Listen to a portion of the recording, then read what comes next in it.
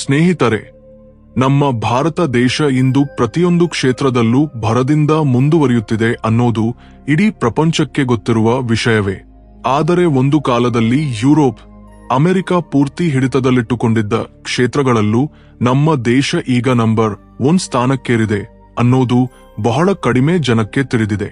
ನಿಜಕ್ಕೂ ಹೇಳಬೇಕೆಂದರೆ America, Europe ದೇಶಗಳೆಲ್ಲ ಸೇರಿ ಎಷ್ಟು ಲೋಕೋಮೋಟಿವ್ಗಳನ್ನು ತಯಾರಿಸುತ್ತವೆಯೋ, ಅಂದರೆ ರೈಲು ಎಂಜಿನ್ಗಳನ್ನು ತಯಾರಿಸುತ್ತವೆಯೋ, ನಮ್ಮ ಭಾರತ ದೇಶವೊಂದೇ ಅದಕ್ಕಿಂತ ಹೆಚ್ಚು ತಯಾರಿಸುತ್ತದೆ. 2024-2025 ಹಣಕಾಸು ವರ್ಷದ ಮಧ್ಯದಲ್ಲಿ ನಮ್ಮ ದೇಶ ಒಟ್ಟು 1681 ಲೋಕೋಮೋಟಿವ್ಗಳನ್ನು ತಯಾರಿಸಿದೆ. ಇದು ಚಿಕ್ಕ ಸಂಖ್ಯೆಯಲ್ಲ.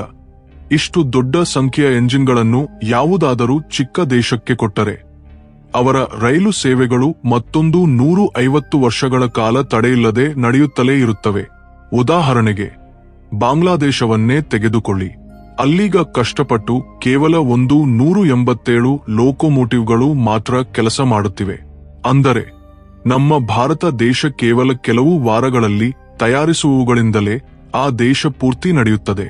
ಆದರೆ ಇಲ್ಲಿ ವಿಚಿತ್ರವಾದ ಸಂಗತಿ ಏನೆಂದರೆ, ಬಾಂಗ್ಲಾದೇಶಕ್ಕೆ ಎಂಜಿನ್ಗಳು ಇದ್ದರೂ ಅವುಗಳಲ್ಲಿ ಹೆಚ್ಚಿನವು ಹಳೆಯದಾಗಿವೆ ಅಥವಾ ರಿಪೇರ್ಗೆ ಬಿಡಿಭಾಗಗಳು ಸಿಗುತ್ತಿಲ್ಲ. ಕೆಲವು ವರ್ಷಗಳ ಹಿಂದೆ ಸೌತ್ ಕೊರಿಯಾದಿಂದ ತಂದ 30 ಎಂಜಿನ್ಗಳಲ್ಲಿ ಅರ್ಧದಷ್ಟು ಈಗ ಕೆಲಸ ಮಾಡುವುದನ್ನು ಬಿಟ್ಟಿವೆ.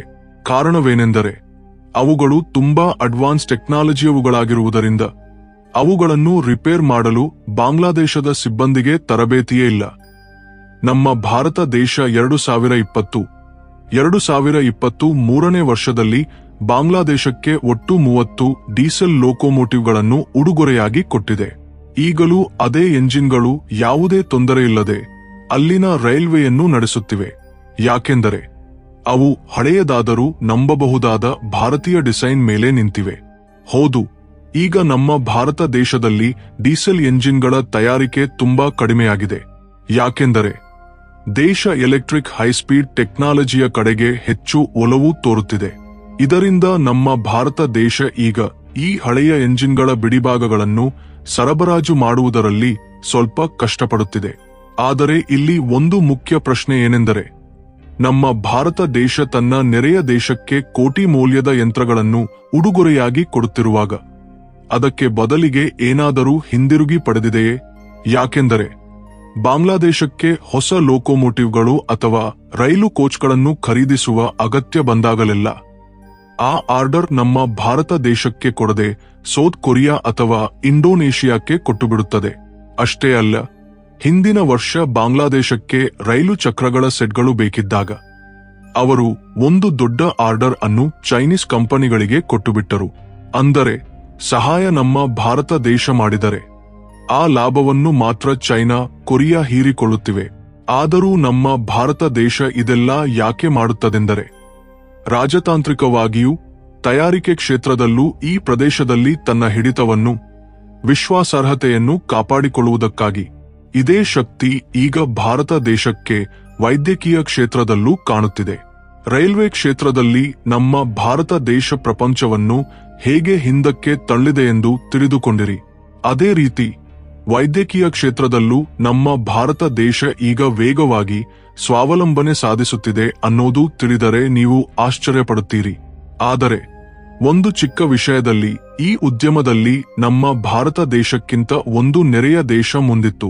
ಆ ನೆರೆಯ ದೇಶವೇ ಪಾಕಿಸ್ತಾನ.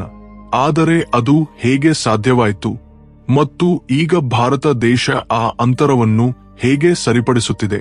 ಈ ವಿಡಿಯೋದಲ್ಲಿ ನಾವು ಇದನ್ನೇ ಮೊದಲು ತಿಳಿದುಕೊಳ್ಳೋಣ. ಆದರೆ ಮುಂದುವರಿಯುವ ಮುನ್ನ ದಯವಿಟ್ಟು ಈ ವಿಡಿಯೋಗೆ ಲೈಕ್ ಮಾಡಿ, ಹಾಗೆಯೇ ನಮ್ಮ ಚಾನಲ್ಗೆ ಸಬ್ಸ್ಕ್ರೈಬ್ ಮಾಡಿಕೊಳ್ಳಿ. ಸ್ನೇಹಿತರೆ, ಈಗ ಒಮ್ಮೆ ಯೋಚಿಸಿ ನೋಡಿ, ನಮ್ಮ ಭಾರತ ದೇಶ ತನ್ನ ಸ್ವಂತ ಶಕ್ತಿಯಿಂದ ರೈಲು ಎಂಜಿನ್ಗಳು, ಬುಲೆಟ್ ರೈಲು ಟೆಕ್ನಾಲಜಿ, ಸ್ಯಾಟಲೈಟ್ಗಳನ್ನು ಕೂಡ ತಯಾರಿಸುತ್ತಿದೆ. ಆದರೆ ಒಂದು ಕಾಲದಲ್ಲಿ ಸರ್ಜಿಕಲ್ ಇನ್ಸ್ಟ್ರುಮೆಂಟ್ಗಳು, ಅಂದರೆ ಆಪರೇಷನ್ಗಳಲ್ಲಿ ಬಳಸುವ ಸಾಧನಗಳನ್ನು ಬೇರೆ ದೇಶಗಳಿಂದ ಖರೀದಿಸಬೇಕಿತ್ತು. ಹೌದು, ನೀವು ಸರಿಯಾಗಿಯೇ ಕೇಳಿದ್ದೀರಿ.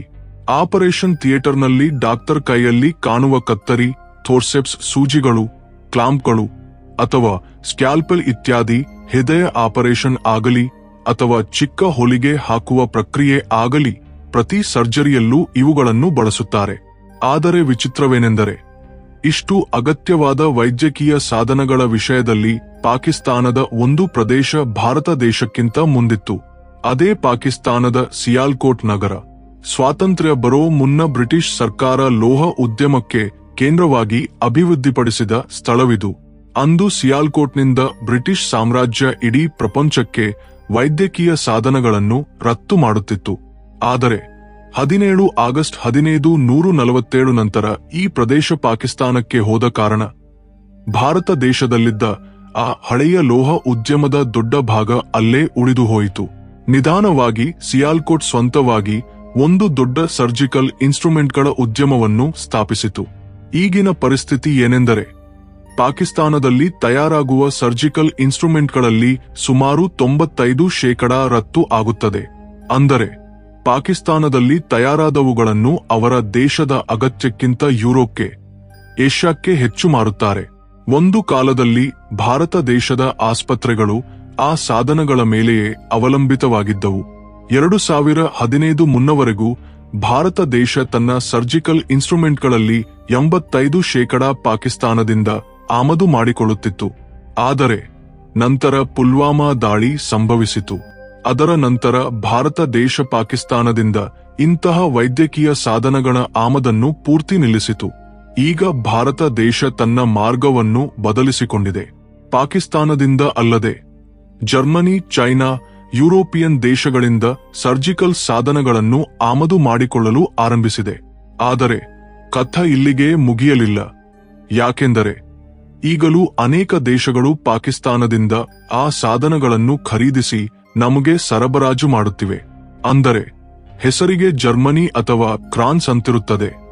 ಆದರೆ ನಿಜಕ್ಕೂ ಆ ವಸ್ತುಗಳು ಸಿಯಾಲ್ಕೋಟ್ನಲ್ಲಿ ತಯಾರಾದವುಗಳಾಗಿರುತ್ತವೆ. ಪಾಕಿಸ್ತಾನ ಈ ಉದ್ಯಮದ ಮೂಲಕ ವರ್ಷಕ್ಕೆ $450 ಮಿಲಿಯನ್ ಹೆಚ್ಚು ರಫ್ತು ಮಾಡುತ್ತದೆ. ಇನ್ನು ನಮ್ಮ ಭಾರತ ದೇಶದ ಪರಿಸ್ಥಿತಿ ಏನೆಂದರೆ ಈಗಲೂ ತನ್ನ ಸರ್ಜಿಕಲ್ ಕ್ಷೇತ್ರದಲ್ಲಿ ಸುಮಾರು 70% ಆಮದುಗಳ ಮೇಲೆಯೇ ಅವಲಂಬಿತವಾಗಿದೆ. ಆದರೆ ಈಗ ಪರಿಸ್ಥಿತಿ ವೇಗವಾಗಿ ಬದಲಾಗುತ್ತಿದೆ. ಯಾಕೆಂದರೆ ಭಾರತ ದೇಶ ಈ ಕ್ಷೇತ್ರದಲ್ಲೂ ಮೇಕ್ ಇನ್ ಇಂಡಿಯಾ ಕಾರ್ಯಕ್ರಮವನ್ನು ಆರಂಭಿಸಿದೆ. ಈಗ ದೇಶದಲ್ಲಿ ಚಿಕ್ಕ ಚಿಕ್ಕ ತಯಾರಿಕೆ ಕೇಂದ್ರಗಳನ್ನು ಸ್ಥಾಪಿಸುತ್ತಿದ್ದಾರೆ. ಅಲ್ಲಿ ಸರ್ಜಿಕಲ್ ಇನ್ಸ್ಟ್ರುಮೆಂಟ್ಗಳು ಮಾತ್ರವಲ್ಲದೆ ಅಧುನಾತನ ವೈದ್ಯಕೀಯ ಸಾಧನಗಳು, ರೋಗ ನಿರ್ಧಾರಣ ಉಪಕರಣಗಳು, ರೋಬೋಟಿಕ್ ಸರ್ಜರಿ ಸಾಧನಗಳನ್ನು ಕೂಡ ತಯಾರಿಸುತ್ತಿದ್ದಾರೆ. ಅಂದರೆ ಒಂದು ಕೀಲಕ ವಸ್ತುವಿಗಾಗಿ ನೆರೆಯ ದೇಶದ ಮೇಲೆ ಅವಲಂಬಿತರಾಗಬೇಕಾದ ಪರಿಸ್ಥಿತಿಯಿಂದ ಭಾರತ ದೇಶ ಹೊರಬರುತ್ತಿದೆ. ಆದರೆ ಅಸಲಿ ಪ್ರಶ್ನೆ ಏನೆಂದರೆ ಒಂದು ಕಾಲದಲ್ಲಿ ಸಿಯಾಲ್ಕೋಟ್ಗೆ ಇದ್ದ ಆ ಬಲವನ್ನು ನಮ್ಮ ಭಾರತ ದೇಶ ಸಾಧಿಸಬಹುದೇ? ಇದಕ್ಕೆ ಉತ್ತರವನ್ನು ನಾವು ಮುಂದೆ ನೋಡೋಣ. ಭಾರತ ದೇಶದ ವೈದ್ಯಕೀಯ ತಯಾರಿಕೆ ಕ್ರಾಂತಿಯ ಬಗ್ಗೆ ಈಗ ಭಾರತ ದೇಶ ತನ್ನದೇ ಅಲ್ಲದೆ ಇಡೀ ಪ್ರಪಂಚಕ್ಕೆ ಆರೋಗ್ಯ ಸೂಪರ್ ಪವರ್ ಆಗಿ ಹೇಗೆ ಬದಲಾಗುತ್ತಿದೆ ಎಂದು ತಿಳಿದುಕೊಳ್ಳೋಣ. ಸ್ನೇಹಿತರೆ, ಒಂದು ಕಾಲದಲ್ಲಿ ಸರ್ಜಿಕಲ್ ಇನ್ಸ್ಟ್ರುಮೆಂಟ್ಗಳಿಗಾಗಿ ಬೇರೆ ದೇಶಗಳ ಮೇಲೆ ಅವಲಂಬಿತವಾಗಿದ್ದ ಭಾರತ ದೇಶ ಈಗ ಪ್ರಪಂಚದ ವೈದ್ಯಕೀಯ ತಯಾರಿಕೆ ಕೇಂದ್ರವಾಗಿ ಬದಲಾಗುವ ಹಾದಿಯಲ್ಲಿದೆ. ಈಗ ನಮ್ಮ ಭಾರತ ದೇಶ ತನ್ನ ಆಸ್ಪತ್ರೆಗಳಿಗಾಗಿ ಸಾಧನಗಳನ್ನು ತಯಾರಿಸುವುದು ಮಾತ್ರವಲ್ಲದೆ ಏಷ್ಯಾ, ಆಫ್ರಿಕಾ, ಯುರೋಪ್ ದೇಶಗಳಿಗೂ ರಫ್ತು ಮಾಡುತ್ತಿದೆ. ದೇಶದಲ್ಲಿ ಮೇಕ್ ಇನ್ ಇಂಡಿಯಾ, ಆತ್ಮನಿರ್ಭರ್ ಭಾರತದಡಿ ವೈದ್ಯಕೀಯ ಸಾಧನಗಳ ಬಿಡಿಭಾಗಗಳನ್ನು ತಯಾರಿಸುತ್ತಿದ್ದಾರೆ.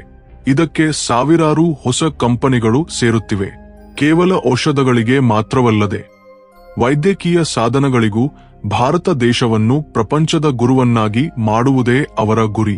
ಭಾರತ ದೇಶವನ್ನು ಕೇವಲ ಖರೀದಿದಾರನಾಗಿ ಮಾತ್ರ ಭಾವಿಸಿದ ದೇಶಗಳಿಗೆ ಇದೇ ಸರಿಯಾದ ಉತ್ತರ. ಈಗ ಭಾರತ ದೇಶ ರೈಲ್ವೆ, ಅಂತರಿಕ್ಷ, ರಕ್ಷಣೆ ಕ್ಷೇತ್ರಗಳಂತೆಯೇ ವೈದ್ಯಕೀಯ ಕ್ಷೇತ್ರದಲ್ಲೂ ಸ್ವಾವಲಂಬನೆಯ ಮಾರ್ಗವನ್ನು ಹಿಡಿದಿದೆ. ಈಗ ಭಾರತ ದೇಶದಿಂದ ವಿದೇಶಗಳಿಗೆ ಜೆನೆರಿಕ್ ಔಷಧಗಳು ಮಾತ್ರವಲ್ಲದೆ ಸರ್ಜಿಕಲ್ ಸಾಧನಗಳು, ವೆಂಟಿಲೇಟರ್ಗಳು, ಆರೋಗ್ಯ ಮೇಲ್ವಿಚಾರಣೆ ವ್ಯವಸ್ಥೆಗಳನ್ನು ಕೂಡ ಕಳುಹಿಸುತ್ತಿದ್ದಾರೆ. ಒಂದು ಕಾಲದಲ್ಲಿ ಪಾಕಿಸ್ತಾನ ಸಾಧನಗಳ ಮೇಲೆ ಅವಲಂಬಿತವಾಗಿದ್ದ ಈ ದೇಶ ಈಗ WHO ಇತ್ಯಾದಿ ಸಂಸ್ಥೆಗಳಿಗೂ ಸರಬರಾಜು ಮಾಡುತ್ತಿದೆ. ಈಗ ಟೆಕ್ನಾಲಜಿ ಅಂದರೇನು ಎಂದು ಸಿಯಾಲ್ಕೋಟ್ ಅಥವಾ ಸೌತ್ ಕೊರಿಯಾ ನಮ್ಮ ಭಾರತ ದೇಶಕ್ಕೆ ಕಲಿಸಬೇಕಾದ ಅಗತ್ಯವಿಲ್ಲ. ಯಾಕೆಂದರೆ ಗಟ್ಟಿ ನಿರ್ಧಾರವಿದ್ದರೆ ಪ್ರಪಂಚದ ಯಾವ ಫ್ಯಾಕ್ಟರಿಯೂ ನಮ್ಮನ್ನು ಸೋಲಿಸಲಾರದು ಎಂದು ಭಾರತ ದೇಶ ತನ್ನ ಸ್ವಂತ ಬಲದಿಂದ ಸಾಬೀತುಪಡಿಸಿದೆ. ಸ್ನೇಹಿತರೆ, ಭಾರತ ದೇಶ ಸರಿಯಾದ ದಿಕ್ಕಿನಲ್ಲಿ ಮುಂದುವರಿಯುತ್ತಿದೆ ಎಂದು ನಿಮಗೆ ಅನಿಸಿದರೆ ಕಾಮೆಂಟ್ ಬಾಕ್ಸ್ನಲ್ಲಿ ಮೇಕ್ ಇನ್ ಇಂಡಿಯಾ ಎಂದು ತಪ್ಪದೇ ಬರೆಯಿರಿ. ಈ ವಿಡಿಯೋಗೆ ಇಷ್ಟೇ ಸ್ನೇಹಿತರೆ. ಈ ವಿಡಿಯೋ ನಿಮ್ಗೆ ಇಷ್ಟವಾಯ್ತು ಎಂದರೆ ಲೈಕ್ ಮಾಡಿ. ಹಾಗೆಯೇ ಇಂತಹ ಮತ್ತಷ್ಟು ಮಾಹಿತಿಯುಕ್ತ ವಿಡಿಯೋಗಳಿಗಾಗಿ ಈಗಲೇ ನಮ್ಮ ಚಾನೆಲ್ಗೆ ಸಬ್ಸ್ಕ್ರೈಬ್ ಮಾಡಿಕೊಳ್ಳಿ. ಜೈ ಹಿಂದ್.